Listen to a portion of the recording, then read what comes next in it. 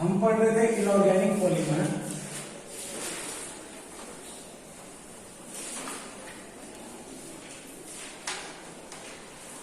और पिछले लेक्चर में हमने बात की थी फोस्फाजीन की।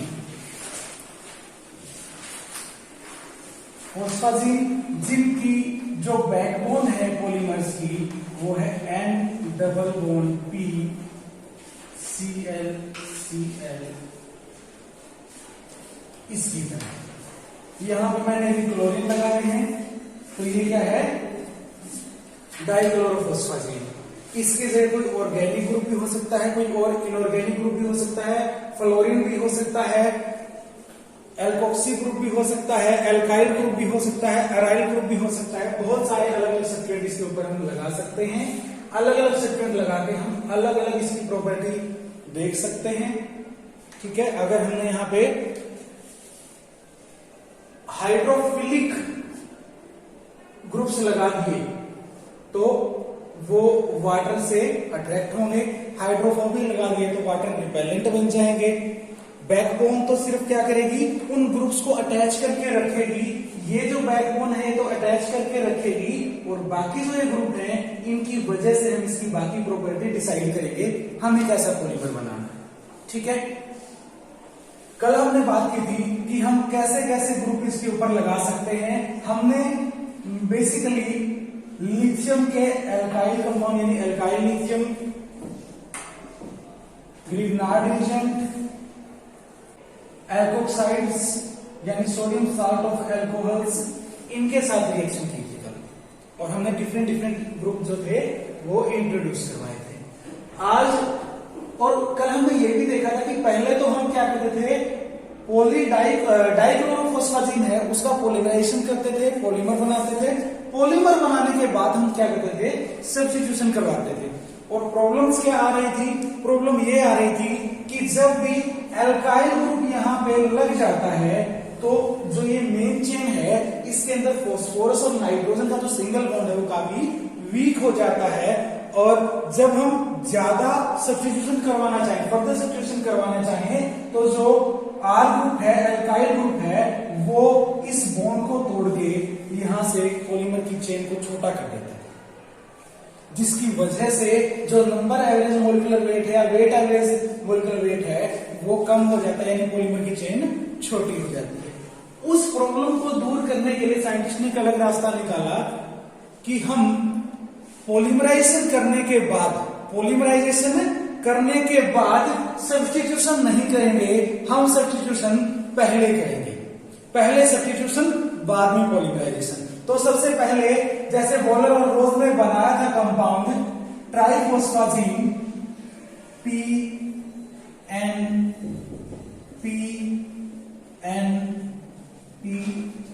इस तरीके से, और ये फॉस्फोरस के ऊपर दो क्लोरीन, ऐसा कंपाउंड बनाया था उन्होंने।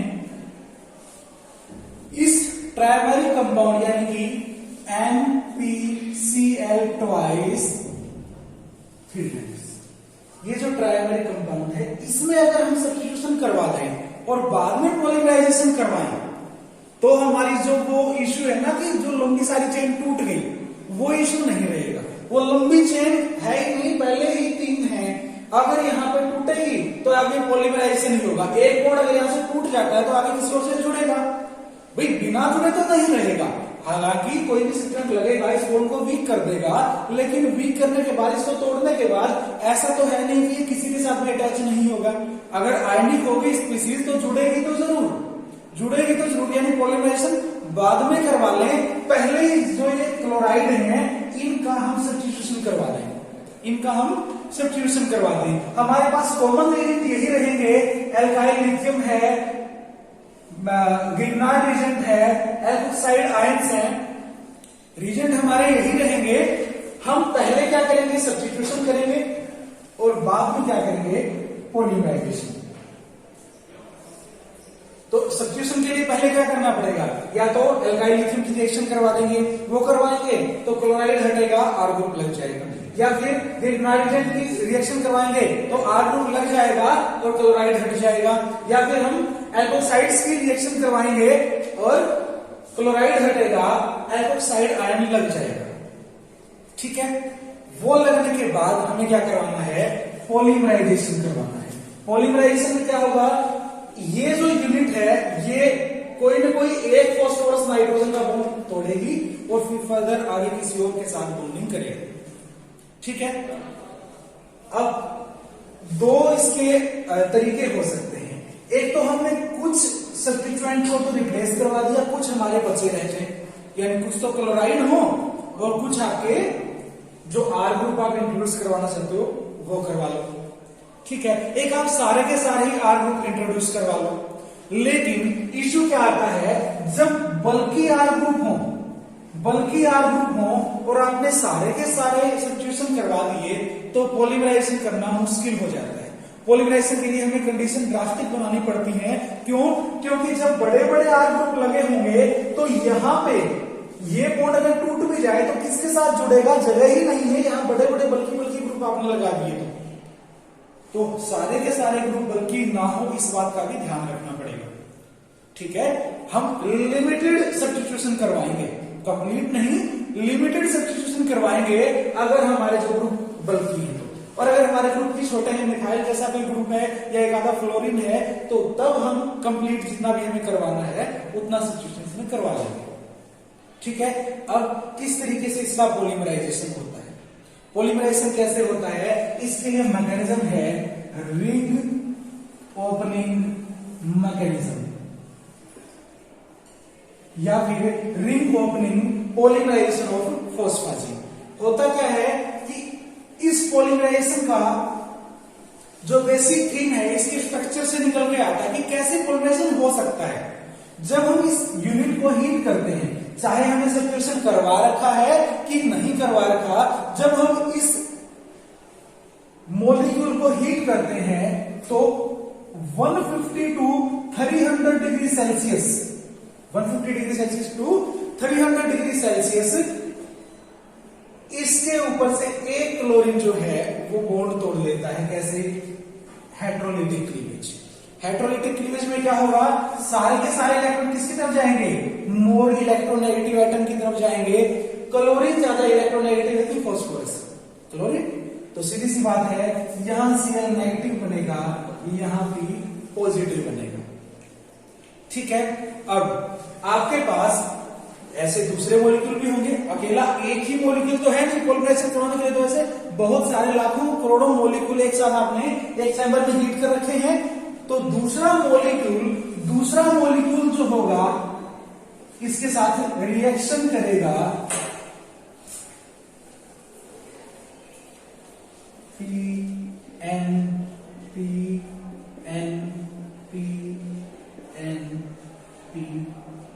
Chlorine chlorine chlorine chlorine chlorine और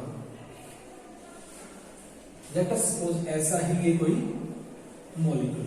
देखो आइडेंटिकल मॉलिक्यूल लिया मैंने, जैसा मॉलिक्यूल ये था वैसा ही आइडेंटिकल ले लिया मैंने। वैसे ये डबल बॉन्ड अल्टरनेट दूसरी पोजीशन पे भी हो सकते थे, कोई दिक्कत नहीं।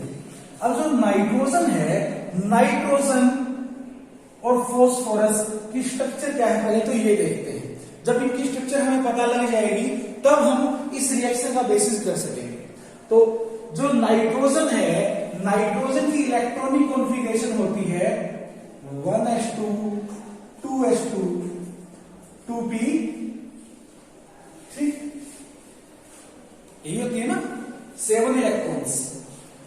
अब जो नाइट्रोजन है ये कितने एटम से जुड़ा हुआ है, एक फॉस्फोरस से यहां, एक फॉस्फोरस से यहां, और ये अकेले इस नाइट्रोजन की बात नहीं है, जो भी फॉस्फोरस के अंदर नाइट्रोजन है सभी के लिए कॉमन बात है ये। कैसे कि जो नाइट्रोजन है वो 2 फॉस्फोरस से जुड़ा है। जब ये 2 फॉस्फोरस से जुड़ा है तो इसको 2 कोवलेंट बॉन्ड बनाने हैं, 2 कोवलेंट बॉन्ड बनाने हैं।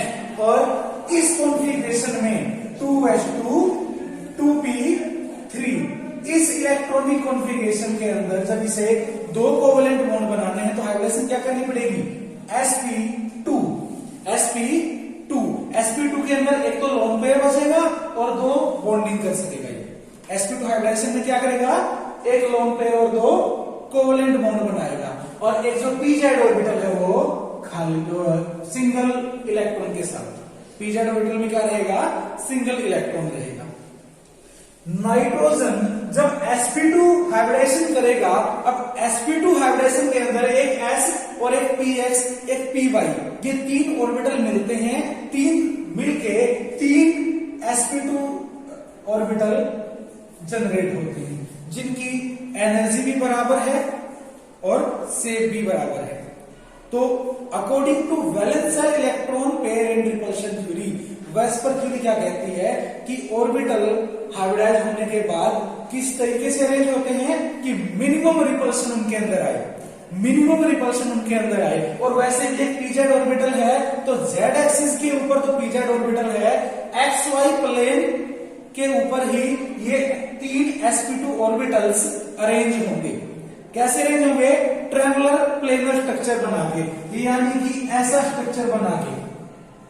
अगर यहां पे नाइट्रोजन है तो एक इस साइड, एक इस साइड और एक इस साइड, ट्रायंगुलर प्लेनर स्ट्रक्चर बना के ऐसे बन गया ना ट्रायंगल। नाइट्रोजन बीच में है, एक बॉन्ड इस साइड बना, एक बॉन्ड इस साइड, एक बॉन्ड इस साइड। अब स्टीरिक नंबर यहां पे हमने क्या निकाला है? वैसे तो क्या है? 2 है, लेकिन एक लोन पेयर भी है, तो स्टीरिक नंबर कितना?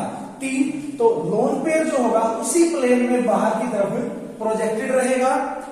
ये भी अप्रोक्सीमेटली 120 डिग्री, ये भी अप्रोक्सीमेटली 120 डिग्री, ये भी अप्रोक्सीमेटली 120 डिग्री। एग्जैक्टली नहीं कह रहा मैं, अप्रोक्सीमेटली कह रहा हूं, ठीक है। तो इस तरीके का अरेंजमेंट इस नाइट्रोजन के पास है।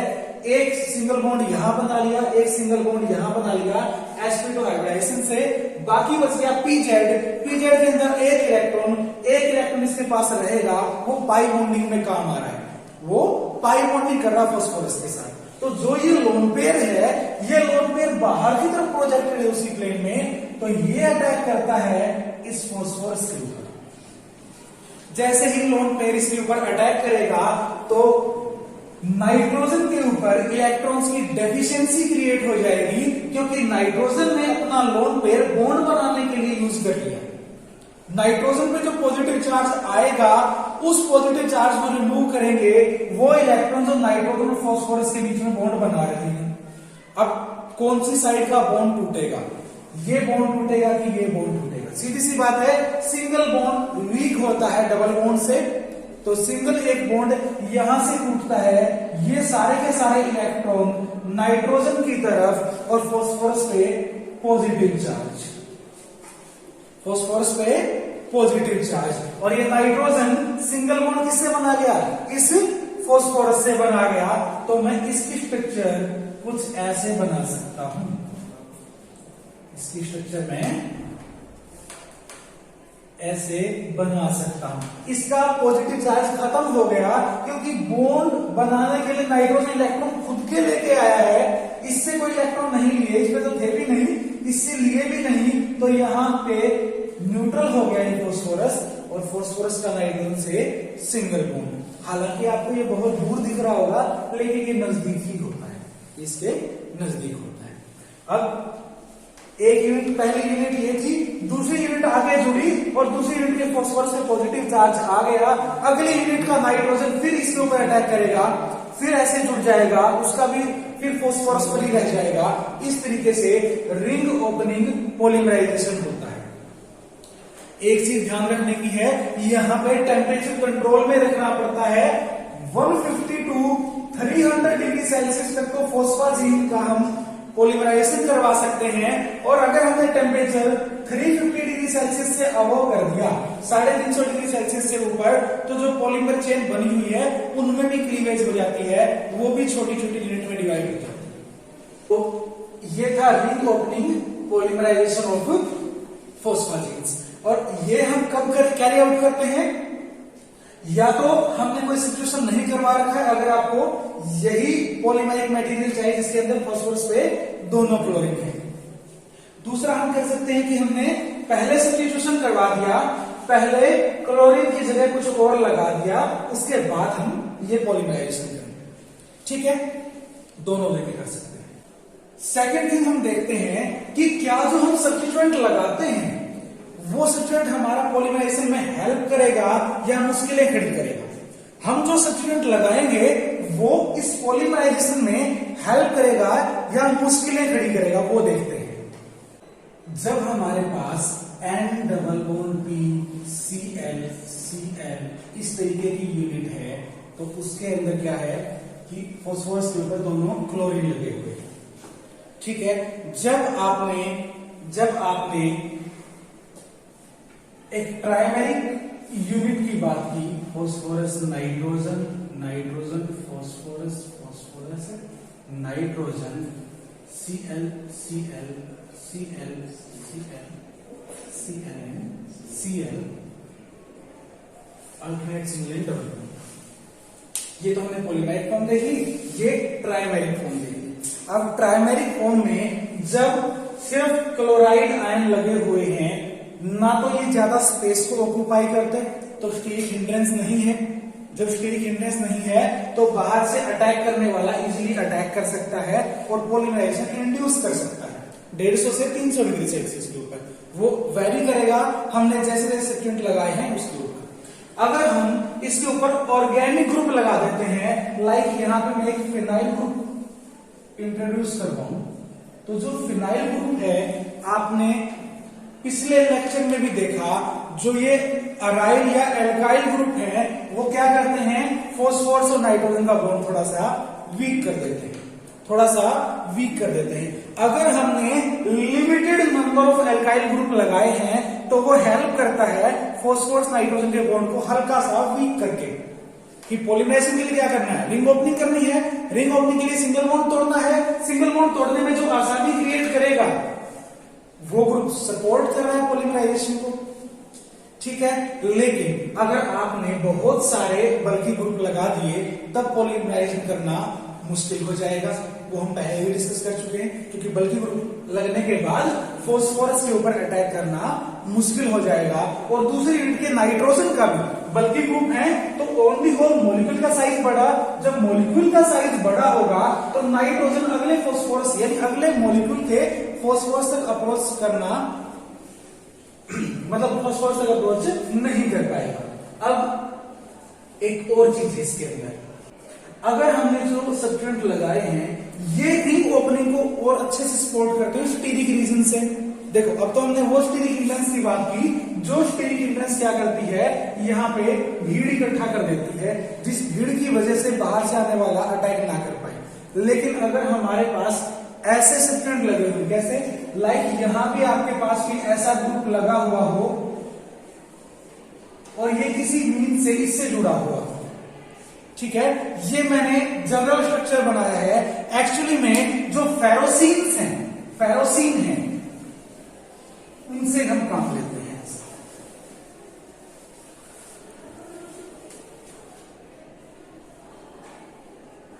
लाइक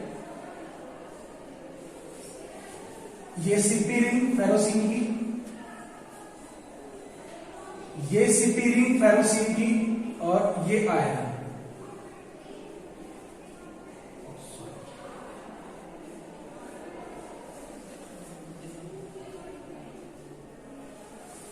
ये तो फेरोसीन है। एक्चुअली में ये साइक्लोपेंटाडाइइनाइल एनाइन, ये साइक्लोपेंटाडाइइनाइल एनाइन, और फेरोसीन होती है FeCp twice, FeCp twice iron और 2 Cp रिंग। 2 Cp रिंग कैसे जुड़ी हुई है, पेंटा कोऑर्डिनेटेड, ये भी पेंटा कोऑर्डिनेटेड इससे, ये भी पेंटा कोऑर्डिनेटेड, मतलब ये पांचों के पांचों कार्बन इस रिंग के उतने ही दूर हैं इस आयरन से, और ये पांचों के पांचों भी उतने ही दूर हैं इस आयरन से। यानी एक रिंग ऐसे ऊपर, बीच में आयरन, और एक रिंग बिल्कुल नीचे, ये हो गया फेरोसीन, ठीक है। तो जो फेरोसीन है जब वो अटैच हो एज ए सब्स्टिट्यूएंट, तो यहां पे आयरन इन दोनों रिंग को आपस में जोड़ रहा है, बॉन्डिंग कर रखी है, ठीक है। और ये सीपी रिंग का एक कार्बन फॉस्फोरस से यहां जुड़ा है, इसका कार्बन इस फॉस्फोरस से यहां जुड़ा है। अब ऐसे सब्स्टिट्यूएंट के लगने से क्या होता है, ऐसा सब्स्टिट्यूएंट जब लगेगा तो वो इस फॉस्फोरस और इस फॉस्फोरस को थोड़ा सा क्या करेगा, स्ट्रेन में लेके आएगा। ये स्ट्रेन हो जाएगा, बॉन्ड के अंदर क्या होगा, स्ट्रेन होगा। जब बॉन्ड के अंदर स्ट्रेन होगा यानी ऐसे ऐसे करके खींच रहा है, ऐसे पकड़ के ये खींच रहा है इनको, ये सीपी रिंग के जो कार्बन है ऐसे खींच रहे हैं, तो ये क्या करेंगे, इसको सीधा करने की कोशिश करेंगे। जब इसको ये सीधा करने की कोशिश करेंगे तो जो फास्फोरस और नाइट्रोजन का बॉन्ड है, इससे आगे जहां भी सिंगल बॉन्ड दिखेगा उस बॉन्ड के अंदर ज्यादा स्ट्रेन क्रिएट होगी, ज्यादा स्ट्रेन क्रिएट होने से वो बॉन्ड इजीली टूट जाएगा, और जब ये बॉन्ड टूटेगा तो पॉलीमराइजेशन हो जाएगी। देखो, एक तो ट्राइमेरिक फॉर्म हो और उसके अंदर कोई स्ट्रेन ही ना हो, वो रिंग ही ना टूटना चाहिए, और एक आप ऐसे सब्सटेंट लगा दो जिनकी वजह से स्ट्रेन क्रिएट हो और बॉन्ड टूट जाए। अगर इस फास्फोरस को उस तरफ खींचा जाए और यहां पे ये फास्फोरस को इस तरफ खींचा जाए तो ये बाकी वाले पोर्शन से थोड़ा दूर जाएगा। जब ये इसको ऐसे खींचेगा, नाइट्रोजन यही है, फास्फोरस इस तरफ जाएगा, इस रिंग के खिंचाव की वजह से तो ये बॉन्ड इजीली टूट जाएगा। जब एक बॉन्ड टूटेगा, चेन थोड़ी सीधी होगी, ठीक है, चेन सीधी होगी तो आगे पॉलीमराइजेशन होगा। तो कुछ सब्स्टिट्यूएंट भी ऐसे होते हैं जो पॉलीमराइजेशन में हेल्प करते हैं। अब देखते हैं स्ट्रक्चर ऑफ फोस्फाजीन यूनिट की। जो फोस्फाजीन यूनिट है उसका स्ट्रक्चर क्या है। फोस्फाजीन यूनिट का जो स्ट्रक्चर है वैसे तो हमने इस वे में देख ही लिया है, भाई एटम किससे क्या जुड़ा हुआ है, लेकिन इनकी बॉन्डिंग कैसे है हम उसकी बात करते हैं। नाइट्रोजन जिसकी हमने अभी बात की थी, electronic configuration 1s2 2s2 2p3, यानी कि 2s2 के 2 इलेक्ट्रॉन ऐसे और 2p3 3 इलेक्ट्रॉन ऐसे। फास्फोरस के अंदर 1s2 2s2 2p6 3s2 3p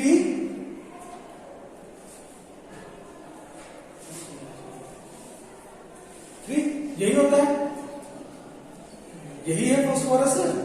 15 होता है एटॉमिक नंबर, तो 3s2 एंड 3p3।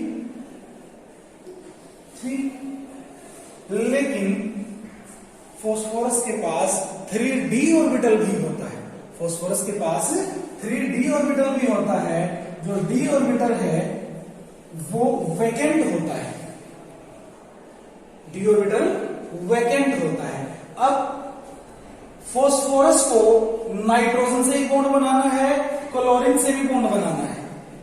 एक फास्फोरस कितने नाइट्रोजन से बॉन्ड बनाता है इस यूनिट में? 2 नाइट्रोजन से। एक तो यहां इससे बना लिया, एक आगे स्केलेटन के अंदर कितने होंगे? 2 बॉन्ड होंगे नाइट्रोजन से और 2 बॉन्ड होंगे दूसरे ग्रुप से, चाहे वो क्लोराइड है या फिर कोई एल्काइल ग्रुप है, ठीक है। तो फास्फोरस को कितने बॉन्ड बनाने हैं? 4 बॉन्ड बनाने हैं। सिंगल अलग अलग स्पीसीज की बात कर रहा हूं, अलग अलग स्पीसीज से कितने बनाने हैं? 4 बॉन्ड बनाने हैं, टोटल 5 बॉन्ड बनाने हैं। नाइट्रोजन को कितने बॉन्ड बनाने हैं? एक तो इसी फास्फोरस से, एक अगली यूनिट के फास्फोरस से। आप इसमें देखो या फिर ट्राइफॉस्फाजीन में देखो, यहां भी नाइट्रोजन को 2 फास्फोरस से बॉन्ड बनाने हैं और फास्फोरस को 2 आउटर जो सब्स्टिट्यूएंट उनसे और 2 नाइट्रोजन से बॉन्ड बनाने हैं।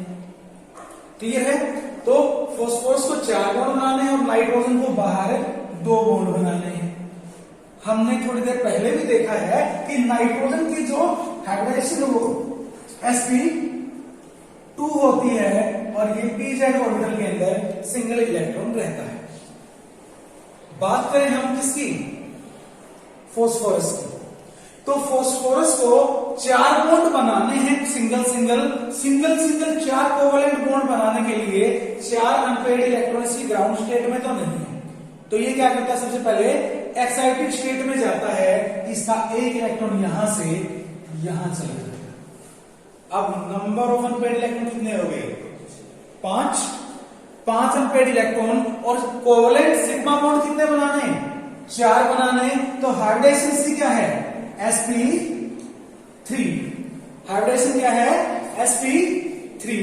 और ये जो है d ऑर्बिटल में एक इलेक्ट्रॉन रहेगा। d ऑर्बिटल में क्या है? एक इलेक्ट्रॉन है। यानी कि जो फास्फोरस होगा यहां पे टेट्राहेड्रल ज्योमेट्री होगी और जो नाइट्रोजन है वहां ट्रायंगुलर प्लेनर ज्योमेट्री होगी।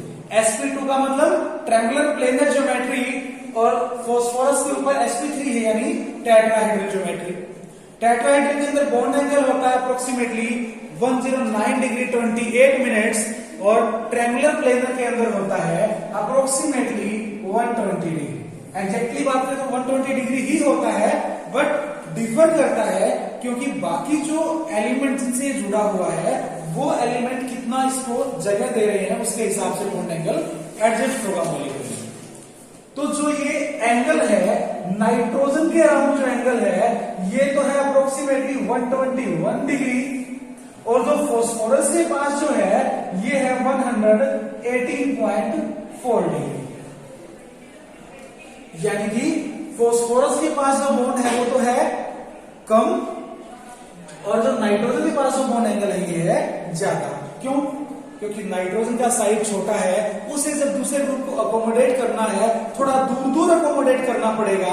फॉस्फोरस का साइज बड़ा है, वो क्योंकि उसको तो काफी दूर मिलेंगे वो सब्सटेंट जो आगे जुड़े हुए हैं, तो बॉन्ड एंगल थोड़ा सा रिलेटिवली कम होता है। वैसे अगर आप किसी प्लेनर रेगुलर हेक्सागन की बात करो, प्लेनर रेगुलर हेक्सागन कौन सी होगी, लाइक बेंजीन, तो उनके अंदर बॉन्ड एंगल कितना आता है 120 डिग्री एग्जैक्ट होता है, 120 डिग्री एग्जैक्ट होता है। इसके अंदर थोड़ा सा वेरिएशन है क्योंकि यहाँ तो सारे के सारे कार्बन थे, यहाँ पे फॉस्फोरस और नाइट्रोजन है। छोटे एटम के ऊपर बॉन्ड एंगल ज्यादा, बड़े एटम के ऊपर बॉन्ड एंगल कम।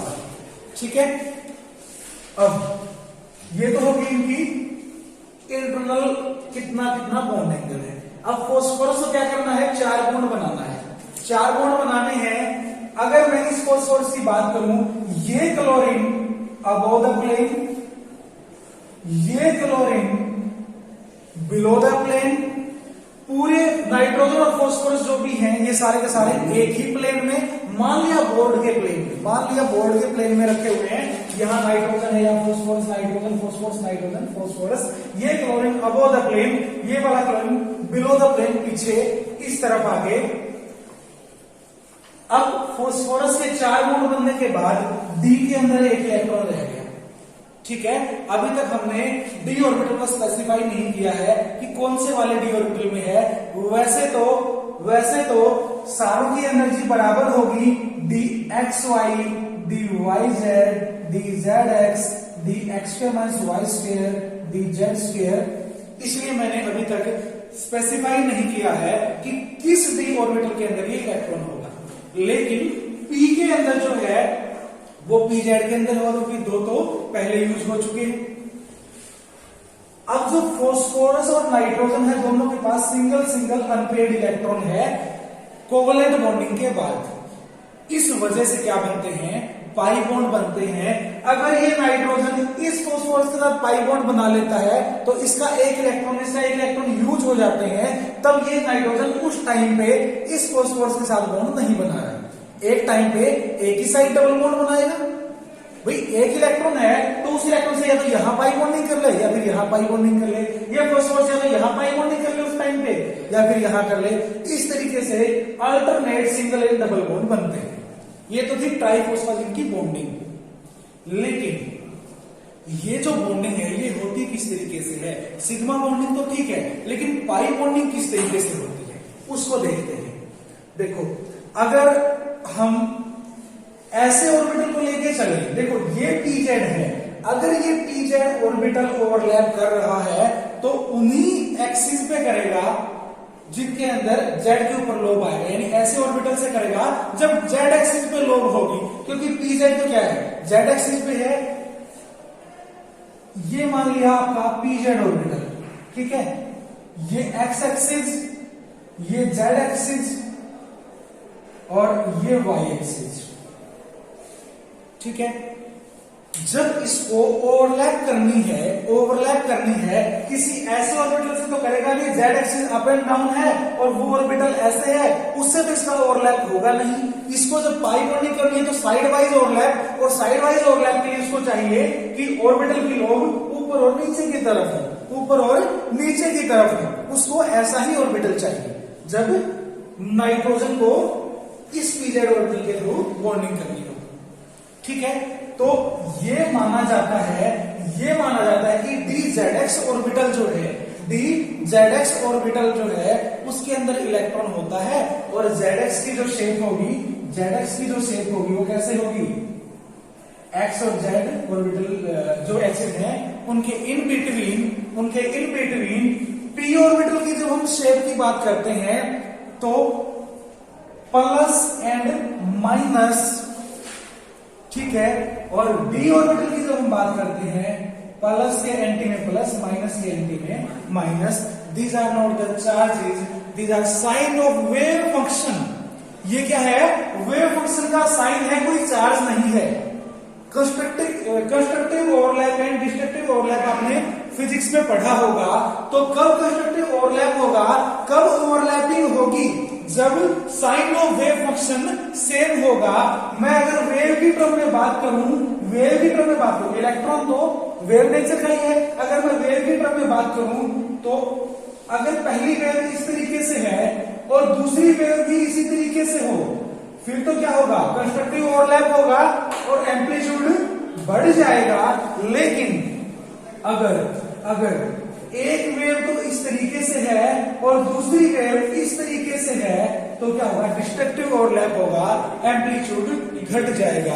जब एम्पलीट्यूड बढ़ता है तो बॉन्डिंग ऑर्बिटल बनते हैं, जब एम्पलीट्यूड घटता है तो एंटी बॉन्डिंग ऑर्बिटल बनते हैं। अगर बॉन्डिंग होनी है तो जो साइन ऑफ वेव फंक्शन है वो सिमिलर होना चाहिए, यानी ये प्लस है तो सामने प्लस आ जाए, ये साइड वाइज ओवरलैपिंग, और ये माइनस है तो सामने माइनस आ जाए, ये वाली साइड वाइज ओवरलैपिंग। जो मेन मॉडल है फॉस्फोजिन की बॉन्डिंग का वो यही है कि इस तरीके से डी जेड एक्स या डी एक्स जेड ऑर्बिटल के अंदर क्या है, इलेक्ट्रॉन है फॉस्फोरस का, और वो पाई बॉन्डिंग करता है। लेकिन प्रॉब्लम आती है, प्रॉब्लम क्या है, जब हम ऑर्गेनिक यूनिट की बात करते हैं लाइक बेंजीन, तो बेंजीन के अंदर alternate single and double bond जो है वो क्या करते हैं, रेजोनेंस क्रिएट करते हैं। जो वो रेजोनेंस है वो किस वजह से है कि जो मॉलिक्यूल है वो प्लेनर है, साइक्लिक है, और टोटल नंबर ऑफ इलेक्ट्रॉन कितने हैं, 4n+2 यानी कि 6 पाई इलेक्ट्रॉन्स हैं। और अगर थोड़ा सा रिलेट किया जाए तो फॉस्फाजिन में भी कोई ज्यादा डिफरेंस नहीं है। फॉस्फोरस और नाइट्रोजन सभी के सभी क्या है, प्लेनर है, alternate single and double bond है। टोटल नंबर ऑफ इलेक्ट्रॉन की बात करें तो हक्कल को फॉलो करता है 4n+2 यानी कि 6 पाई इलेक्ट्रॉन ही है। तो इन दोनों के बीच में देखा जाता है कि इसके अंदर तो एक्सटेंसिव जो कंजुगेशन है वो होती है, यानी कि रिंग करंट जनरेट हो जाता है, डायमैग्नेटिक रिंग करंट। लेकिन फॉस्फाजिन के अंदर उतनी अच्छी डीलोकलाइजेशन नहीं होती। अब ऐसा क्यों, हक्कल के अकॉर्डिंग तो अगर साइक्लिक प्लेनर सिस्टम होगा तो वो एरोमेटिक होगा, लेकिन यहां पे ऐसा क्या है जो उस कंजुगेशन को रोकता है, जबकि अल्टरनेट सिंगल डबल बॉन्ड है, हर एक के पास एक एक सिंगल इलेक्ट्रॉन है जो पाई बॉन्डिंग करवा रहा है। तो ऐसा क्या है, वो आता है इस थ्योरी से समझ। कैसे कि आपने जो पहला नाइट्रोजन लिया है उसके साथ जो पहला फॉस्फोरस, उसकी बॉन्डिंग अगर ऐसे हो गई तो हम जो ट्राइफॉस्फाजिन है उसके लिए अगर इस मॉडल को पूरा एक्सटेंड करें, यानी हर नाइट्रोजन और हर फॉस्फोरस के लिए ये स्ट्रक्चर ड्रा करके देखें तो पता लगता है। देखते हैं, अभी देखते हैं। ट्राइफॉस्फाजिन के अंदर चाहे उसके ऊपर कोई भी सब्सटेंस लगा हो, है तो नाइट्रोजन और फॉस्फोरस। जब नाइट्रोजन और फॉस्फोरस है, पहला नाइट्रोजन, पहला फॉस्फोरस, दूसरा नाइट्रोजन, दूसरा फॉस्फोरस, तीसरा नाइट्रोजन, तीसरा फॉस्फोरस। यहां से देखते हैं, पहला नाइट्रोजन, पहला फॉस्फोरस, दूसरा नाइट्रोजन, दूसरा फॉस्फोरस, तीसरा नाइट्रोजन, तीसरा फॉस्फोरस, तीसरा फॉस्फोरस जाके पहले नाइट्रोजन से जुड़ा हुआ है, पहला दूसरा तीसरा फॉस्फोरस जाके इस पहले से ही जुड़ा हुआ है। यानी जो ऑर्बिटल यहां आएगा वो एज इट इज इसके साथ जुड़ा होना चाहिए। क्लियर? देखते हैं क्या हो रहा है। मान लिया जो पहला नाइट्रोजन है उसके ऊपर पीजेड इस तरीके से है, ये प्लस ये माइनस। तो जो डी जेड एक्स होगा उसकी लोड कुछ इस तरीके से होनी चाहिए कि प्लस के सामने प्लस और माइनस के सामने माइनस, ओवरलैपिंग हो गई। एक तो पाई बॉन्ड बन गया, लेकिन अगर कंजुगेशन है तो जिस तरीके से इस नाइट्रोजन के साथ फॉस्फोरस ने ओवरलैपिंग की, अगले नाइट्रोजन से भी ओवरलैपिंग करनी चाहिए, तभी तो कंजुगेशन होगी। कंजुगेशन कब होती है? जब सारे अच्छे से ओवरलैप कर रहे हो तभी कंजुगेशन होती है। तो इस नाइट्रोजन का जो पीजेड ऑर्बिटल है वो कैसा होना चाहिए? ऊपर की तरफ माइनस, नीचे की तरफ वेव फंक्शन का साइन प्लस में होना चाहिए। अगर यहां पे ओवरलैपिंग हो गई और कंजुगेशन को आगे एक्सटेंड करना है तो इस फास्फोरस के ऊपर जो ऑर्बिटल है वो इस तरीके से होना चाहिए कि माइनस के सामने माइनस और प्लस के सामने प्लस। यहां तक भी चल गया काम। तो अगर कंजुगेशन होनी है, पूरा एक्सटेंड होनी है, कंजुगेशन पूरी रिंग में है, तो इस नाइट्रोजन को किसके साथ अच्छे से ओवरलैपिंग शो करनी चाहिए। तो अच्छे से ओवरलैपिंग के लिए प्लस के सामने प्लस, माइनस के सामने माइनस, और अगर आगे कंजुगेशन जानी है तो इस फास्फोरस के ऊपर जो डीजेड ऑर्बिटल है इसके ऊपर भी वेव फंक्शन साइन कैसे होना चाहिए? प्लस के सामने प्लस एंड माइनस के सामने माइनस। बट ये जो फास्फोरस है आगे किससे जाएगा? इस नाइट्रोजन 1 से जुड़ेगा। नाइट्रोजन 1 को मैं एज इट इज यहां रखूं, वर्चुअली नाइट्रोजन 1 ऊपर की साइड प्लस, नीचे की साइड माइनस, और ऐसा अगर होगा तो क्या ओवरलैपिंग हो पाएगी?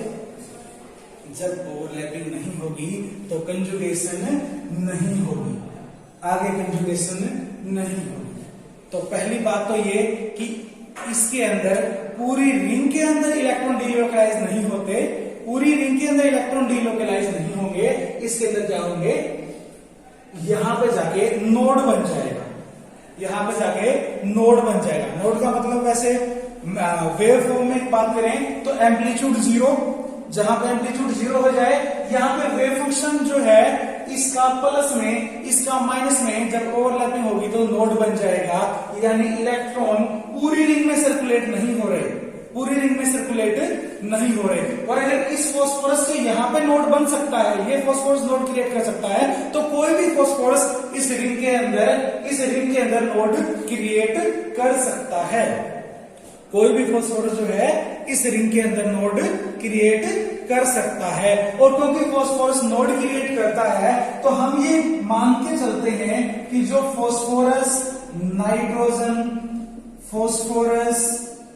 नाइट्रोजन ये वाली जो यूनिट बनी हुई है फॉस्फाजीन के अंदर, nitrogen being more electronegative than phosphorus, जो पाई इलेक्ट्रॉन क्लाउड है, जब पाई के ऊपर नोड कौन बना रहा है? फास्फोरस नोड बना रहा है। तो जो पाई इलेक्ट्रॉन क्लाउड है वो कुछ इस तरीके से